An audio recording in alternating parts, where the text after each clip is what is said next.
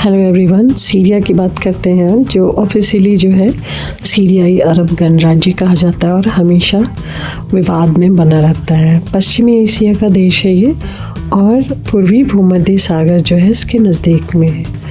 अपने प्राचीन इतिहास, राजधानी दमिश्क और जो इनका सिविल वॉर है इस देश के अंदर, उसकी वजह से ये हमेशा न्यूज़ में रहा है। जो असद शासन था उसका पतन हुआ इसी साल 2025 में और उसके बाद एक अंतरिम गवर्नमेंट बनी है। यहाँ की जो सीमाएं हैं वो लेबनान, टर्की, इराक, जॉर्डन और इजराइल से मिलती है। अगर हम इसका तटीय भूभाग देखते हैं तो वहाँ से लेकर पहाड़ और रेगिस्तान सब कुछ इसके पास है। तो भौगोलिक रूप से जो है वो सीरिया काफ़ी ज़्यादा डाइवर्स है और यहाँ की संस्कृति और सांस्कृतिक अतीत भी जो है काफ़ी ज़्यादा समृद्ध रहा है। मगर बावजूद इसके यहाँ पे जो ह्यूमैनिटेरियन क्राइसिस है, मानवीय और आर्थिक चुनौतियाँ जो है वो बहुत ज़्यादा हैं। और आपको ये जान के आश्चर्य होगा कि यहाँ भी महिलाओं की संख्या काफ़ी ज़्यादा है, पुरुष कम है, क्योंकि गृह युद्ध चल रहा है, सिविल वॉर चल रहा है, तो बहुत ज़्यादा जान माल की क्षति होती है और महिलाएं अभी भी ज़्यादा ही हैं।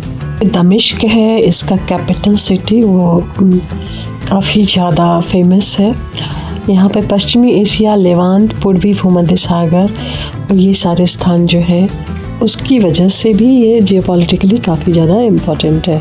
अब इसकी सीमाओं को अगर हम देखें तो टर्की, इराक, जॉर्डन, इजराइल और लेबनान से मिलता है और मेडिटेरेनियन सी जो है वो काफ़ी ज़्यादा जियोपॉलिटिकली इम्पॉर्टेंट है। तो इस वजह से भी ये सीरिया जो है उसका इम्पोर्टेंस बढ़ जाता है। जो तट है इसके एंटी लेबनान और शुष्क पठार का जो मिश्रण है इसकी भूमि को काफ़ी ज़्यादा उपजाऊ बनाता है। 1946 में सीरिया को फ्रांसीसी शासन से स्वतंत्रता प्राप्त हुई थी, मतलब भारत से 1 साल पहले ही हो गया था। और यहाँ पर बाथ पार्टी जो है मेनली सत्ता में रही है और असद की फैमिली जो है 1971 से लेकर 2024 तक सत्ता में रही। जब 2011 में जो सिविल वॉर शुरू हुआ तो काफ़ी ज़्यादा यहाँ पे डिस्ट्रक्शन हुआ और डिस्प्लेसमेंट भी हुआ। काफ़ी ज़्यादा लोग जो हैं भाग भाग कर दूसरे देशों में गए। जो विपक्षी ताकतें थी उन सब ने मिल के असद सरकार को उखाड़ फेंका और उसके बाद से इसी साल जो है एक अंतरिम सरकार का गठन हुआ था। लेकिन यहाँ जो आर्थिक चुनौतियाँ हैं और जो ह्यूमैनिटेरियन क्राइसिस है उसका अंत होने का नाम नहीं ले रहा है। काफ़ी ज़्यादा प्रभावित है रहा युद्ध की वजह से और लोअर इनकम वाले लोग जो हैं वो बहुत ज़्यादा इन बातों से अफेक्टेड हैं। यहाँ इस देश में, सीरिया में फूड प्रोसेसिंग का बिज़नेस बहुत ज़्यादा रहा है, पेट्रोलियम का रहा है और टेक्सटाइल इंडस्ट्री रही है, माइनिंग। बट चूँकि सिविल वॉर चल रहा है तो ये सारी चीज़ें जो है वो ठप पड़ जाती हैं और आर्थिक कठिनाइयाँ बढ़ती चली गई, गरीबी बढ़ती चली गई है। इस क्षेत्र को ऐतिहासिक रूप से कभी बहुत ज़्यादा फेमस रहा ये कहा जा सकता है और प्राचीन सीरिया जो है वो अश-शाम का हिस्सा था। यहाँ पे सुन्नी मुस्लिम है, अलावी है, ईसाई है, धार्मिक समूह भी काफ़ी ज़्यादा है। अगर हम इसका जियोलॉजिकल हिस्ट्री देखें तो मध्य पूर्व में है और इसका जियोलॉजिकल हिस्ट्री जो है वो अरबियन प्लेट के साथ जुड़ा हुआ है और उसकी जो टेक्टोनिक मूवमेंट हुए उसके साथ।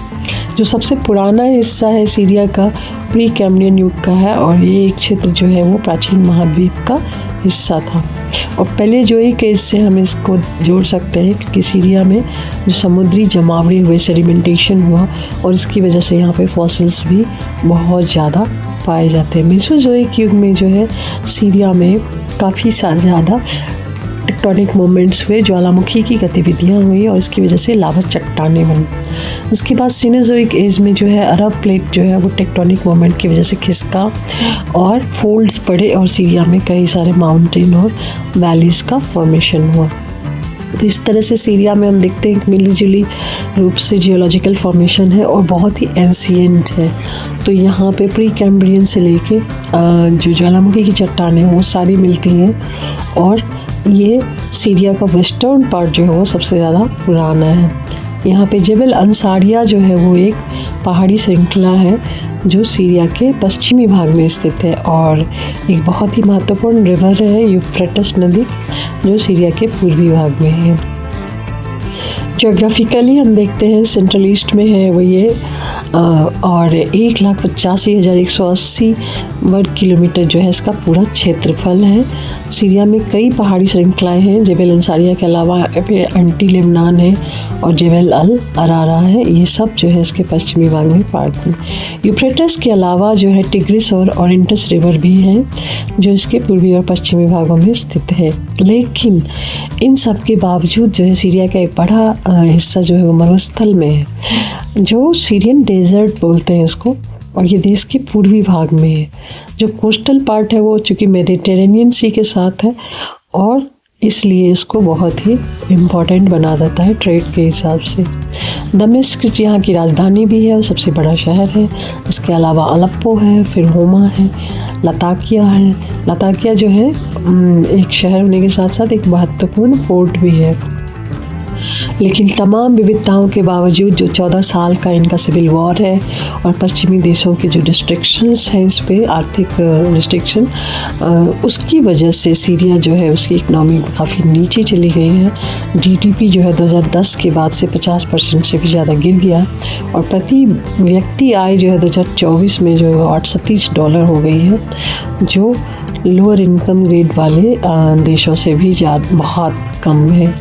हालांकि अब अंतरिम गवर्नमेंट बनने के बाद सीरिया की इकनॉमी में थोड़ा सा इम्प्रूवमेंट हो रहा है और यहाँ के केंद्रीय गवर्नर ने कहा है कि यहाँ की इकनॉमी जो है 2025 से 1% की दर से आगे बढ़ रही है, जो वर्ल्ड बैंक का अनुमान जो है वो काफ़ी नीचे है इससे, तो एक तरह से वो एग्जैजरेशन भी हो सकता है। काफ़ी कदम उठाए गए हैं यहाँ पे ताकि यहाँ पे इन्वेस्टमेंट हो और लोग व्यापार कर सकें। और कई देशों ने जो है सीरिया पे जो लगाए हुए इकोनॉमिक सैंक्शन थे उनको हटा दिया, क्योंकि असद सरकार के गिरने के बाद जो है यहाँ पे इकोनॉमिक रिनोवेशन की कोशिश की जा रही है। जो लाइफ और कल्चर अगर हम देखें तो काफ़ी समृद्ध संस्कृति रही है, यहाँ काफ़ी डाइवर्स पॉपुलेशन भी है, तो उसके हिसाब से यहाँ पे ऐतिहासिक और सांस्कृतिक स्थल बहुत है। तो अगर इस देश में थोड़ी स्टेबिलिटी आए, पीसफुल हो जाए, तो यहाँ पे टूरिज़्म को बढ़ावा दिया जा सकता है, क्योंकि इट्स लाइक अ कॉन्ग्लोमेरेट है ये संस्कृति का, जहाँ पे अरबियन संस्कृति है, टर्की है और यूरोपियन प्रभाव तीनों देखा जा सकता है। भूमध्य सागर के पास होने की वजह से सीरिया का जो है जियोपॉलिटिकल इम्पोर्टेंस काफ़ी ज़्यादा है, जो कि इजराइल के साथ भी इसकी सीमा है और ये दोनों देशों के बीच में एक बहुत महत्वपूर्ण मुद्दा चलता रहता है। सेंट्रल एशिया में होने की वजह से भी इसका अपने आप में इम्पोर्टेंस है। ईरान और हिजबुल्लाह का ये काफ़ी बड़ा समर्थक है। रसिया भी सीरिया का हमेशा से समर्थक रहा है और रसिया ने सीरिया में अपनी सैन्य उपस्थिति हमेशा बनाई रखी है। टर्की के साथ थोड़ा थोड़ा विवाद चलता रहता है और दोनों देश जो है एक दूसरे पर आरोप लगाते रहते हैं। लेकिन जो सबसे ज़्यादा इम्पोर्टेंट चीज़ है कि सीरिया की लोकेशन बहुत सेंट्रल है और संसाधन काफ़ी ज़्यादा है, तो अगर इसका ठीक से डेवलपमेंट हो तो ये एक डेवलपिंग कंट्री में गिना जाएगा। Thank you very much. Video में कुछ प्रॉब्लम हो, कोई क्वेश्चन हो तो ज़रूर पूछिएगा। Thank you.